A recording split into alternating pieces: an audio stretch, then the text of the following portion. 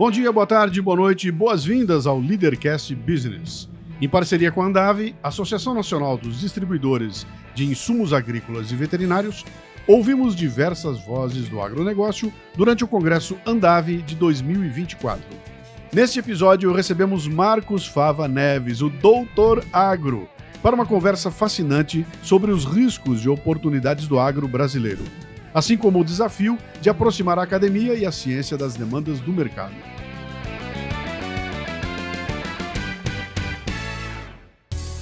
Muito bem, mais um Leadercast, diretamente aqui do nosso stand, Congresso Andave, cara, arrebentando, estamos conversando. Eu estou, pessoalmente, fazendo um MBA do agronegócio aqui, que é o papo com essa turma aqui é sensacional, né?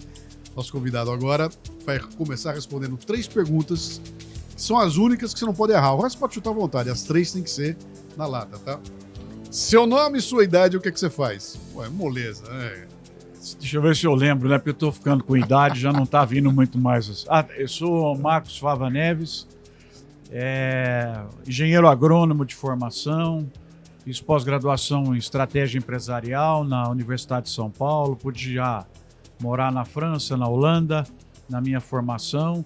E hoje eu sou professor na Universidade de São Paulo, em Ribeirão Preto. Fui professor durante 7 anos também da Escola de Administração da FGV.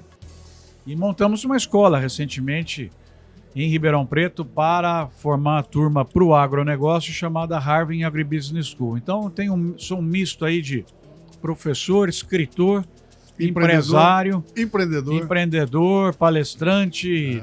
A gente vai fazendo as coisas aí. E faltou a característica mais fundamental, que você nasceu em Lins, na Grande Bauru, que é a minha terra.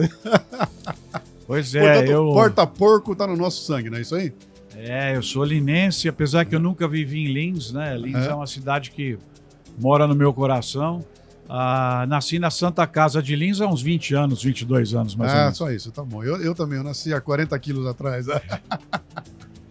Meu caro, que loucura isso aqui, né? Eu falei com o Paulo hoje aqui, com o Tiburcio, né? Encontrei com ele e falei, cara, eu tô com orgulho alheio. Porque eu já participei desse evento aqui 3 ou 4 vezes, vi ele pequenininho, e vi o bicho ampliar cada ano. Esse ano aqui tá sensacional, né? E o agro realmente é uma coisa de louco. Passear por esses corredores aqui e ver a quantidade de gente, tecnologia e... Cara, é muita... É uma injeção de ânimo no Brasil. O que você acha? O agro é a autoajuda do Brasil, né? Todo mundo que tá depressivo precisa estudar um pouquinho mais de agro que vai ficar contente, né? Mas aqui isso aqui é fruto de trabalho, né? Do Paulo, do Henrique, de todo o time aí da Andave, que ao longo de anos foi fortalecendo um encontro que, se não for, tende a ser o maior do mundo nessa área. Então, em breve, nós vamos ver uma invasão maior ainda que a desse ano de empresas do setor de proteção de cultivos e desempenho de plantas montarem a sua base aqui para conhecer e vender para a agricultura mais pujante do mundo. Então, Andave está de parabéns, porque isso aqui que você está vendo é o que representa o agro brasileiro, é liderança, né? Sim, é fantástico. Eu conversei com o Aldo Rebelo, Roberto Rodrigues, conversei agora há pouco com o Caio Carvalho, né? Que são caras que já estão na estrada há bastante tempo, né? E eles me contando as histórias dos anos 70 para agora, quer dizer, é outro mundo, cara, é outro universo.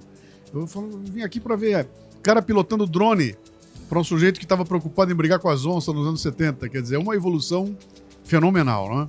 Eu acho, Luciano, quem viveu o Brasil do agro nos últimos 30 anos, e eu agradeço a Deus por ser engenheiro agrônomo e ter participado desses últimos 30 anos, 40 anos, foi algo espetacular. O Brasil era importador de alimentos e hoje se tornou nessa potência aí que está dominando já 10 setores do mundo.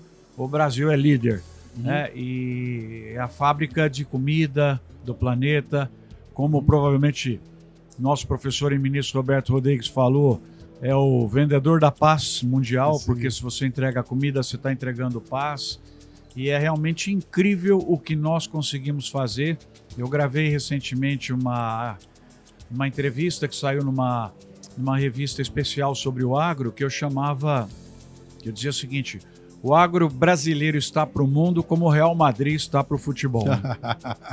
É outra liga, né? É o campeão da Champions League. É outra liga, cara. Ele tá fora do mapa, né? Fora, tá fora do gráfico, fora. né?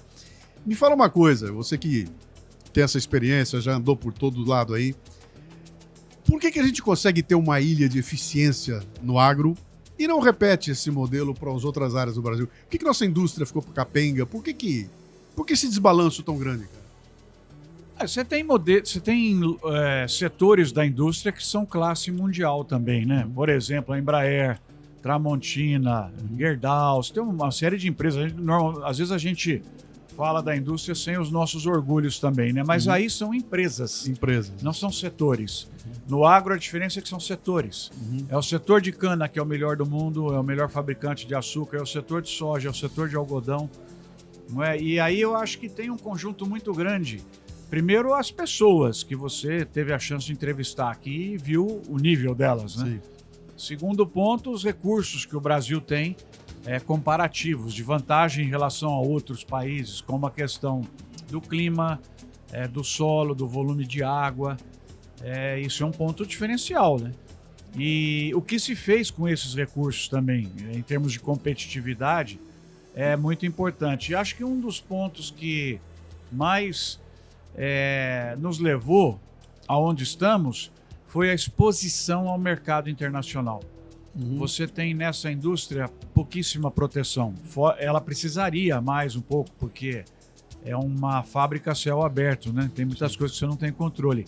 Mas o fato de você expor a competição global com pouca proteção fez com que as pessoas tivessem que fazer, vamos dizer, musculação para aparecer bem na fita. Então o agro brasileiro fez muita musculação para participar das Olimpíadas Mundiais, né? Ele não foi protegido, ele precisou lutar. Sim. Um jogo, inclusive desleal, que ele luta até hoje contra quem é protegido, sim, quem recebe subsídios, quem recebe uma carga grande de apoio. Então, a inovação, a tecnologia, o empresário, os recursos naturais, a pesquisa, a Embrapa, né? Tudo que foi feito aí hoje levou o Brasil a essa posição de liderança em 10 setores, né?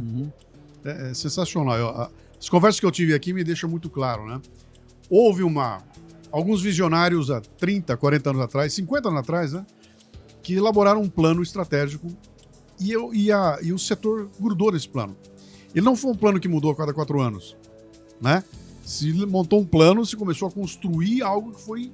Então não veio a cada 4 anos, mudou o chefe, desfaz tudo, começa tudo de novo, que parece que é o nosso karma, né? O plano estratégico dura até mudar o próximo zelador, né? E no agro não é assim não, né? Não, o agro teve assim o privilégio de ter bons ministros independente dos governos, né? Pessoas que contribuíram muito. E ele é o gerador do caixa do país. Então, mesmo governos que na sua mentalidade tem uma visão mais hostil do setor, a hora que ele olha a geração de caixa e o orçamento dele, ele fala, bom, é melhor eu não mexer, é melhor eu ajudar, porque eu costumo falar sempre que sem produção e venda não tem geração de renda e não tem distribuição de merenda. A distribuição de merenda, ela nasce na produção e na venda, porque aí você gera caixa para fazer programas assistenciais e outros. Sim. Se você atacar a produção e venda, no fundo você está atacando a própria distribuição de merenda porque seca o caixa. Eu acho que essa leitura, mesmo governos com um viés mais de esquerda, eles têm essa leitura, né? Porque se você atacar a geração do caixa, você ataca também princípios com os quais a esquerda compactua, né? E eu acho que esse é um ponto muito importante que está sendo cada vez mais percebido do agro. Então você vê que eu que estou há 30 anos no setor, trabalhando com estratégia, com comunicação, as agressões eram muito maiores por parte de agentes públicos do que as que a gente vê hoje. Elas eram muito maiores, por falta de compreensão. E Você acha que a agressão era maior ou o problema era que não tinha reação?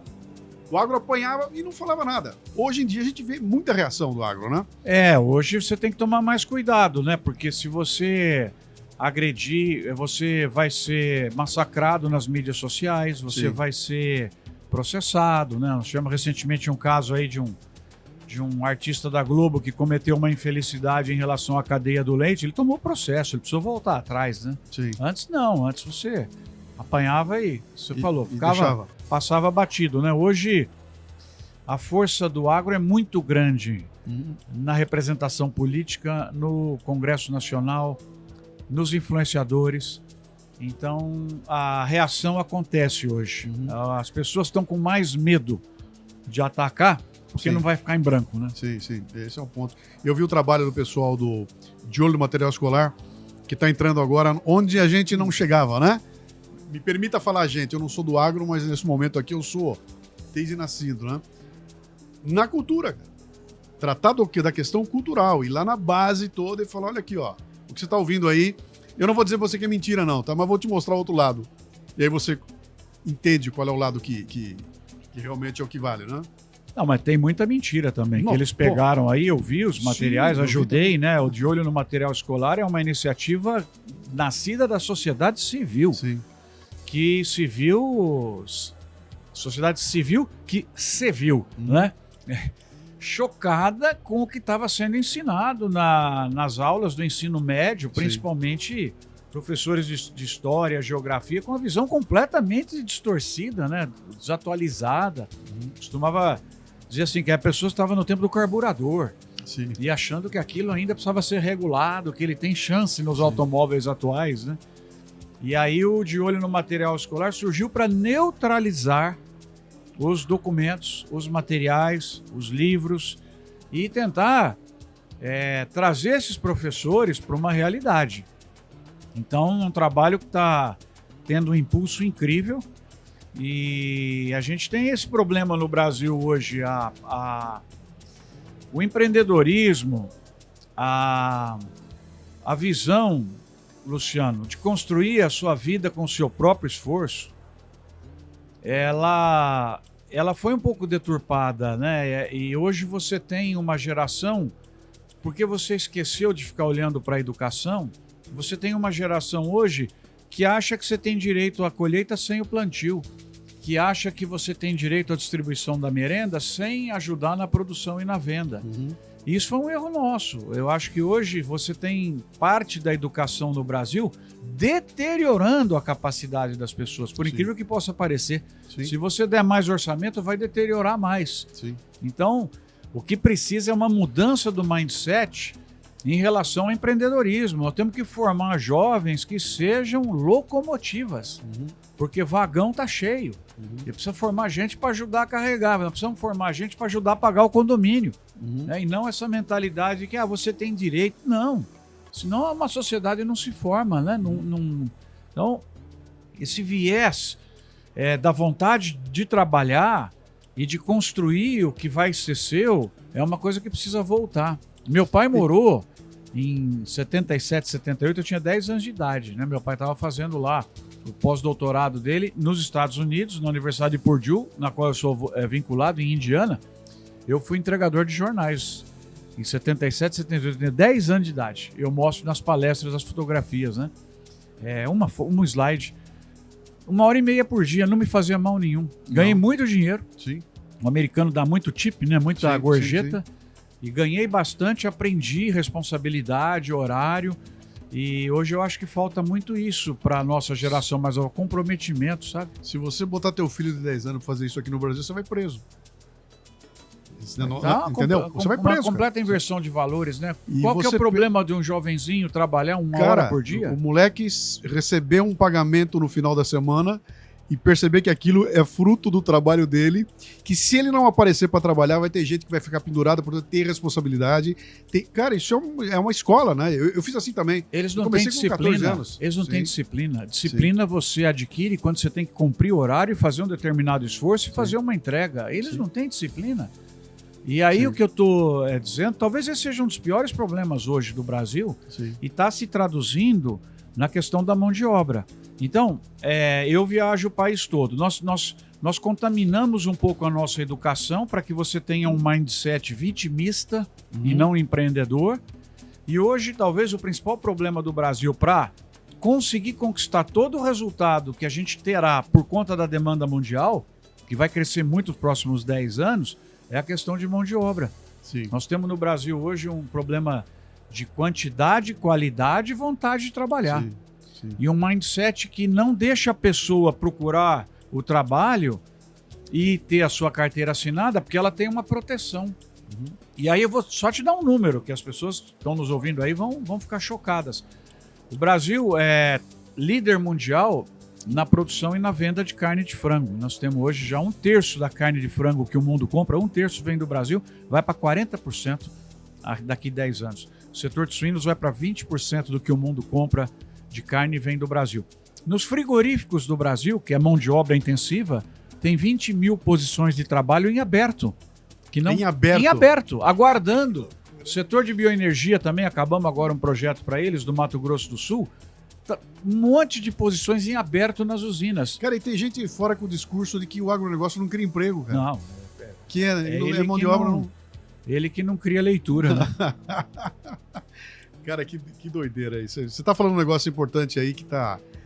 É um dos pontos que mais me incomoda. A sequência das gerações sempre houve um choque, né? Mas do jeito que nós estamos vendo hoje em dia aqui tá complicado, cara. Eu não tô vendo lideranças surgindo. E há um tempo atrás eu publiquei um artigo chamado Desemprego Qualificado. Que eu dizia o seguinte, tem desemprego no Brasil? Tem. Mas tá faltando um trabalhador que não acaba mais. Aonde? Qualificado, cara. Tente achar o pintor para pintar tua casa do jeito que tem que ser feito. Não achar, cara. E se você for para as regiões de fronteira, que eu visito toda hora, Luiz Eduardo Magalhães, Sorriso, Sinop, você não acha pedreiro para fazer frente à necessidade de construção de casas. Então, é uma coisa que eu não entendo. Por que a pessoa permanece numa condição hostil, dominada pelo tráfico, dominada pelas milícias? Você acha que ali você vai formar uma família legal? Vai embora para esses lugares onde as oportunidades estão colocadas e você pode constituir uma família com segurança maior, com inserção e os jovens estudarem. É incrível você ver isso, né? E aparentemente no país não há uma política para você fazer essas pessoas encontrarem as posições de trabalho. Parece que é mais confortável mantê-las no programa de vitimização, né? No programa de assistência. Parece a natureza, né? Que inunda o Rio Grande do Sul e tem seca no Nordeste. Tá desbalanceada a coisa aqui. E aqui é muito parecido, né? Mas vem cá, você tá falando de uma coisa que é o DNA do agronegócio, né? O agronegócio é natureza, cara. Você não consegue negociar com a natureza. Você não consegue fazer corpo mole com a natureza. Você não consegue na natureza dizer pra ela assim, quero meus direitos. Ali é o seguinte, cara. Escreveu, não leu, o pau comeu. Né? Plantou e não cuidou, não vai nascer, não vai pra frente. Ou seja, se você quiser que eu defina você meritocracia, é o agronegócio. É o plantar e colher. Isso é meritocracia, né? E você pinta um quadro complicado que me leva a uma conversa que eu tive hoje de manhã, que é sobre a sucessão dentro do agro. Quer dizer, as grandes propriedades, o pessoal está ficando mais velho. Tá?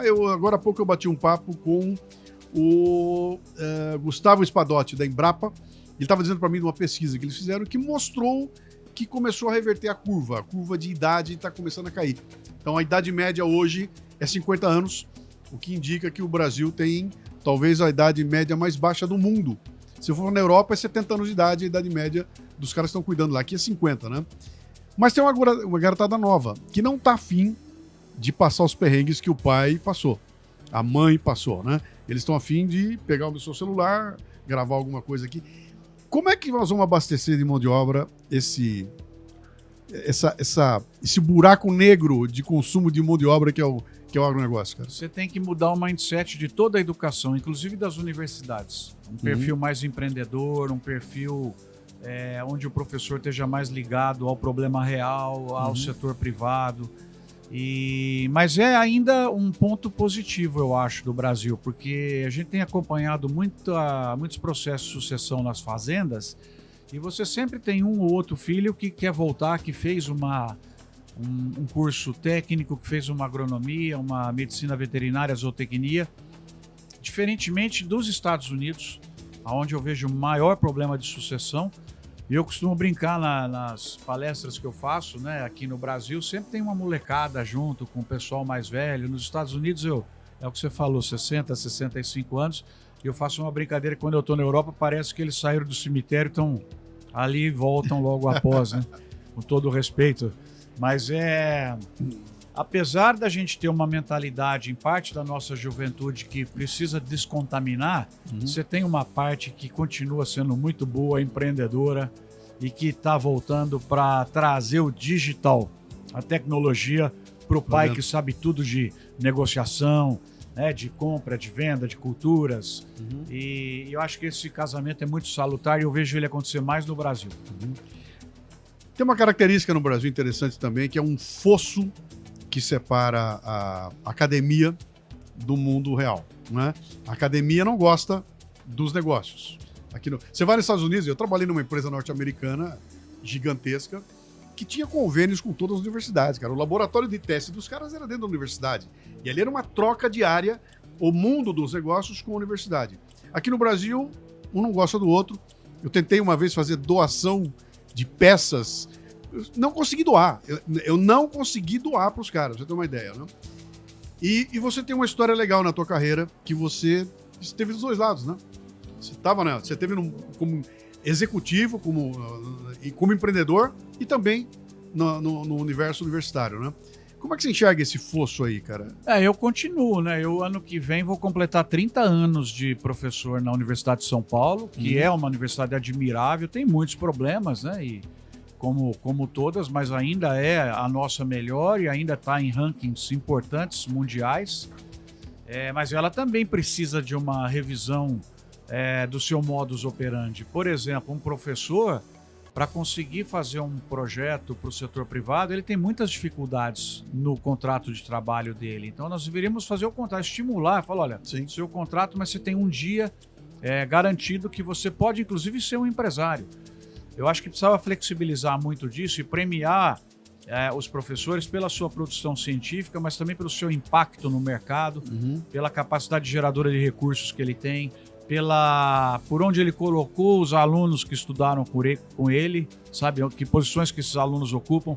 Precisava modificar um pouco os critérios para você forçar toda essa base fantástica de pesquisadores que nós temos a se virarem mais para o mercado, como você falou. E isso não é difícil de ser feito. Isso aí precisa de vamos dizer assim, um estímulo da sociedade para que o sistema universitário mude.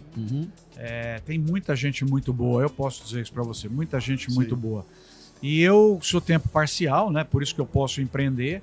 E montamos uma universidade agora, uma escola, montada por empresários para formar empresários em Ribeirão Preto.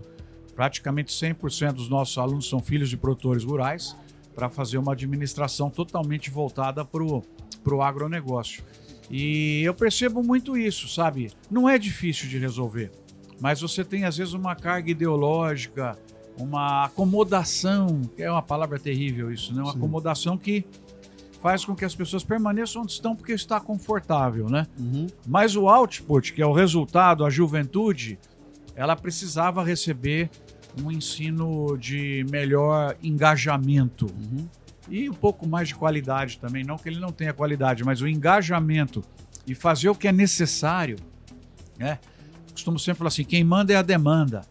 Temos que orientar as universidades para a demanda. O que a demanda precisa? Quais são as dores que precisam ser resolvidas? Eu vou focar o meu esforço em resolver essas dores, porque resolvendo essas dores, eu vou ter mais produção e venda, mais geração de renda e mais recursos para o próprio sistema universitário, né?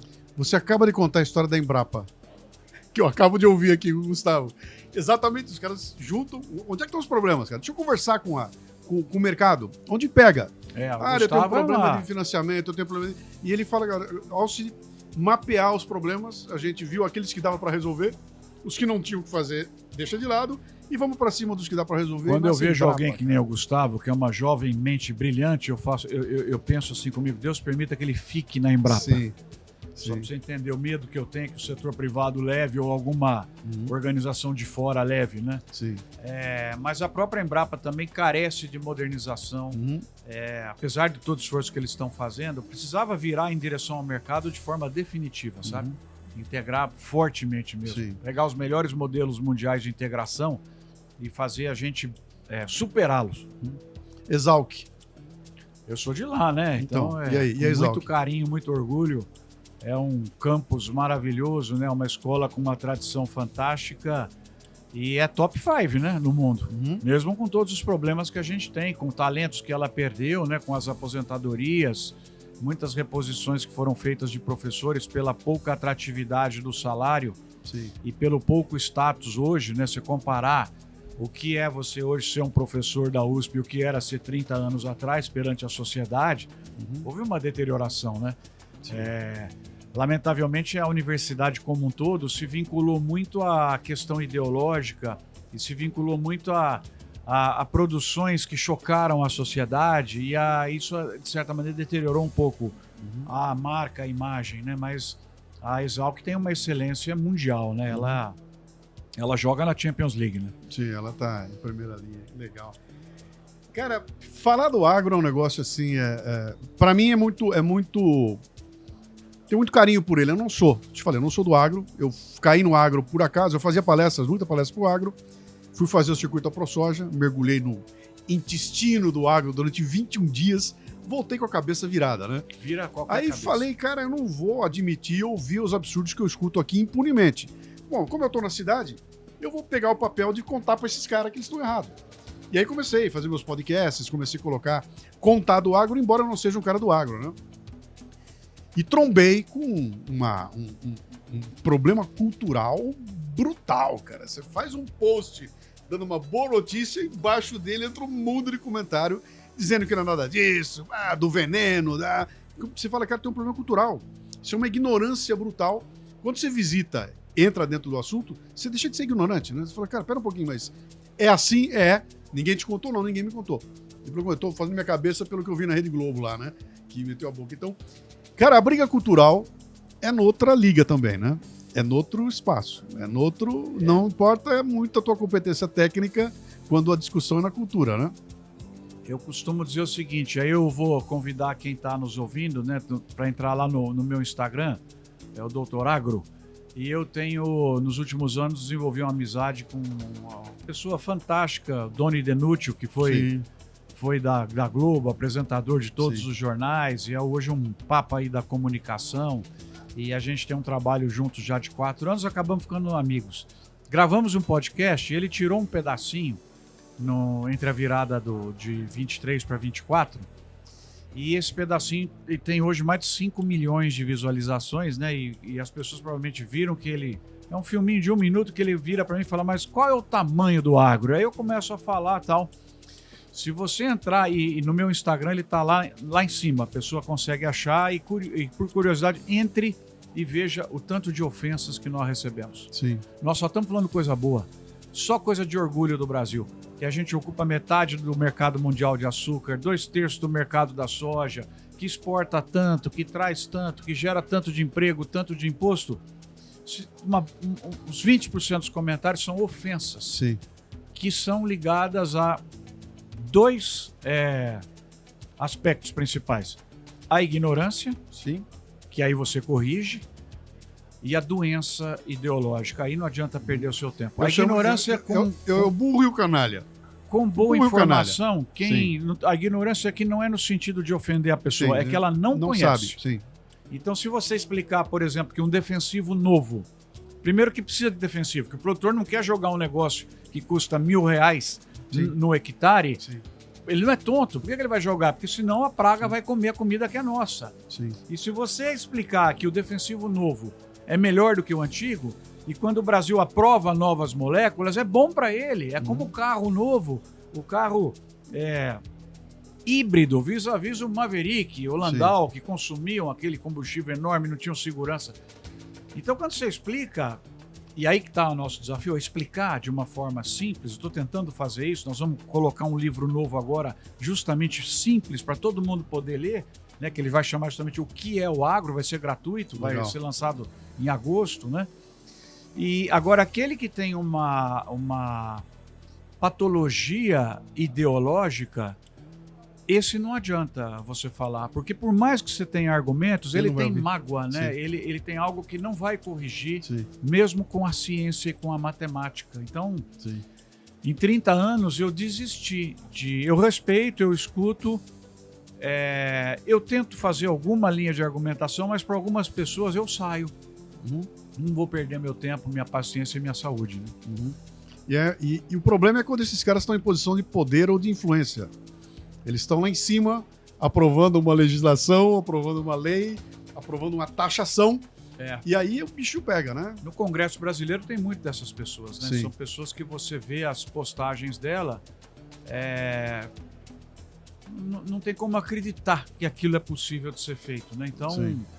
uma pena a gente levar para decidir por nós pessoas que não têm qualificação para fazer essa decisão. Elas nunca gerenciaram um carrinho de pipoca. Sim. Né? Elas nunca empreenderam nada. Você Elas nunca se sustentaram. Você fala meritocracia, eles saem correndo, né? Nunca se sustentaram, Sim. sempre dependeram dos outros para o seu sustento. E a gente as coloca lá para tomar decisões em relação a nós. E essas decisões que eles vão tomar não estão em linha com aquilo que eu falei, que tem que inovar, empreender, produzir, vender para gerar renda, para poder ter a inclusão social e distribuição de renda. Elas não entendem esse processo e elas destroem a geração de renda, portanto, se destroem. Sim, e não conseguem enxergar essa... É impressionante isso, cara. Qual é a saída para isso, Marcos? Além do trabalho de formiguinha, eu tô vendo muita gente fazer, tá? Depois das redes sociais, entrou muita gente, muito influenciador a favor do agro, mostrando... cada lado que eu mexo tem alguém. Muita gente falando a respeito. Começou a surgir argumentação para poder responder à altura. O cara fala um absurdo, hoje ele toma de volta, né? Antigamente eu não tinha nem argumento para falar do veneno. Hoje eu tenho todo o argumento do mundo, né? Além desse trabalho, eu te diria, individual, o que a gente pode fazer, cara? Como time, como segmento? Você tem mais uma hora de programa? Vamos lá. Não, a agenda é intensa, né? Trabalhar bem a questão de comunicação, trabalhar bem a questão da educação, trabalhar a inclusão das pessoas. Eu acho que isso é fundamental. E hoje, pior do que partes do legislativo é o judiciário. O judiciário hoje talvez seja a maior ameaça para um crescimento sustentável do Brasil pela pouquíssima noção que eles têm da importância do empreendedorismo e da geração de renda. Basta ver a confusão que eles criaram com a questão do marco temporal, que quase eles jogam parte do crescimento futuro do Brasil no lixo, porque ninguém vai se envolver aqui numa concessão, numa privatização, se daqui a pouco aquela área vai ser contestada e você já botou dinheiro lá, não é? Você não tem nem como indenizar, você vai ter que tomar partes de cidades, enfim. E acho que assim, o que as pessoas têm que ter é uma responsabilidade maior com o voto. Principalmente para aqueles cargos que a gente tem, né, do Garbage legislativo. in, garbage out. Se você bota um vereador podre, esse cara vai virar um deputado podre, um senador podre. Eu acho que é o que eu já falei aqui. Quando você for votar, essa pessoa se sustenta. Sim. Ela consegue, por conta própria, contribuir para a sociedade? Ela empreendeu alguma coisa? Ela Criou está emprego. indo lá para qual objetivo? É Sim. para ajudar o bem comum ou é para se sustentar e acobertar falta de competitividade? Você colocaria essa pessoa... Se tivesse ganho uma empresa... Botarei e ela você para não comandar. quer administrar, você não pode, você colocaria ela como presidente? Começa a pensar um pouco mais para a gente melhorar a qualidade do nosso legislativo e também do executivo. Acho que esse é um ponto muito importante. E uma cobrança maior em cima do judiciário. Eu acho que parte do judiciário toma essas decisões por falta de compreensão. Então, tem que se aproximar mais das escolas de direito, sabe? Essa juventude entender um pouquinho mais que a obsessão nossa é geração de renda, porque senão não tem caixa para fazer as coisas, né? E acho que esse aspecto aí é muito importante. Mas, olha só, se você comparar o nosso poder legislativo de hoje, que eu tenho muito orgulho, em relação a 10, 20 anos atrás, ele é o guardião do pensamento empreendedor do Brasil. Quem segura a roubos que vem do executivo e do judiciário é a Frente Parlamentar da Agropecuária, que não deixa, por exemplo, uma insanidade de tributar a exportação de produtos passar. que não deixa outras insanidades que vão sendo propostas passarem. Então, quanto mais se fortalecer a nossa casa legislativa, ela vai ajudar. E também colocar no executivo, nós passamos por um período muito triste no Brasil, que eu espero que a próxima eleição diminua. Os Estados Unidos vão sofrer muito com isso, que é uma polarização extrema. E a polarização extrema talvez tenha levado ao poder pessoas que desagradaram mais do que agradaram. Então nós temos que chegar num meio termo, num consenso, onde você tenha uma pessoa na liderança do Brasil que agrade mais do que desagrade. Se você olhar os últimos dois, eles tinham um maior conjunto de pessoas que não estavam contentes do que estavam contentes. Agora, se você pegar, por exemplo, a minha esperança é essa.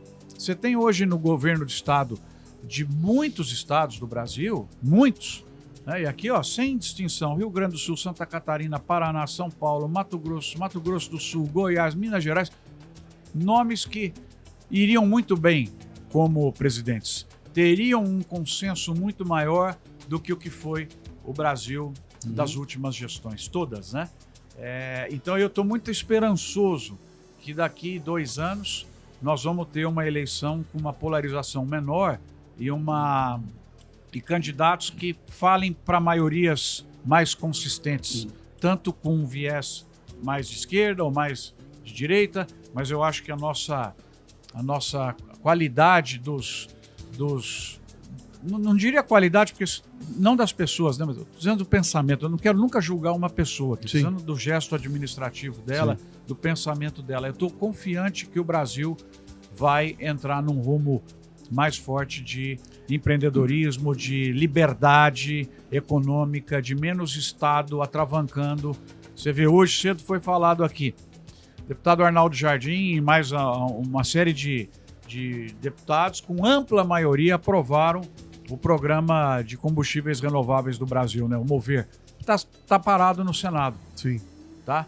A nossa ferrovia, que precisa Ferrogrão para ontem, para salvar a vida de caminhoneiros, para deixar de consumir diesel. Histórico, ela está sentada, tem um juiz, não, o Supremo. Então, os exemplos são inúmeros. No meu passeio lá pelo Mato Grosso, eu não vou me lembrar mais o nome da cidade, mas eu fui numa cidade onde começaria a hidrovia. Ela começaria ali, naquela cidade. E conversando com um habitante lá, um senhor que estava lá, na época ele estava lá, ele morava lá, ele veio me contar, nós fomos o local onde ela ia nascer, e ele contando para mim, e o olho dele enchendo de lágrimas. Então ele falou, anos 70, o presidente da República veio aqui, o senhor tá vendo aquela área imensa lá? Eu falei, sim, estava lotada de trator, motoniveladora, estava tudo lá, e foi inaugurada oficialmente, foi lançada a hidrovia. As obras iam começar na semana seguinte. Na semana seguinte, entra um pedido lá do IBAMA e não sei o quê, atravanca e a hidrovia não saiu mais, ela não aconteceu, e todas as máquinas que estavam ali apodreceram. Ele falou, então eu vim aqui todo dia e eu vi aquilo tudo enferrujando e o olho dele cheio de lágrima, entendeu? E aí você olha para isso, quando é que foi isso? Anos 70. Então, tem um histórico aí, sabe, eu não queria usar esse termo, mas vou ter que usar, de brochadas, né? A gente vai, brocha. Todas as áreas, né? Brocha. Para você conseguir uma licença para instalar um pivô e gerar renda, vê quanto tempo leva. Né? Para você ter um novo produto aprovado no Brasil, né? Um novo produto químico, uma nova semente, né? Uma nova característica, olha quanto tempo leva, 4, 5 anos. Isso aí tinha que ser automático, sabe? Você entra com um processo no Brasil, mas o que aconteceu? Já aprovou na agência da União Europeia, aprovou na agência japonesa, aprovou na agência americana, então começa a usar aqui, depois qualquer coisa tira ele, porque já foi aprovado por pares tão sofisticados quanto os nossos. Por que você tem que privar o Brasil de inovação tecnológica por conta de lentidão do Estado ou carga ideológica, o que é pior ainda? Nós não aprendemos com a lei da informática, né, cara? Não aprendemos lá atrás, cara. Meu cara, você está falando de produtividade, está falando de eficiência. Precisa falar de coisa boa, que senão as pessoas vão desligar. Vocês ainda estão aí ou desligaram? Volta agora. Olha aqui, ó. Isso demonstra...